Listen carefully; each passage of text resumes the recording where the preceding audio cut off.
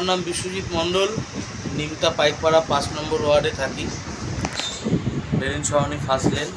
আমার অ্যাড্রেস।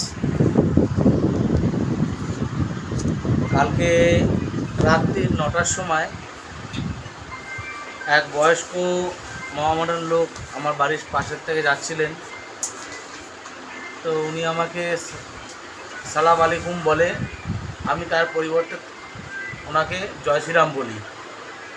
জয় শ্রীরাম বলাতে 1 ঘন্টা পরে 10টা নাগাদ প্রায় 150 থেকে 200 রোহিঙ্গা বাংলাদেশি জিহাদিদের নিয়ে আমার ঘরের ভিতরে ঢুকে বাড়ি ঘর দরজা সব ঘরের তছনছ করে, ঠাকুর আলমারি সমস্ত কিছু ভেঙে, এমনকি ঠাকুর মানে কি এই ঠাকুরটা? হ্যাঁ, বজরংবলী।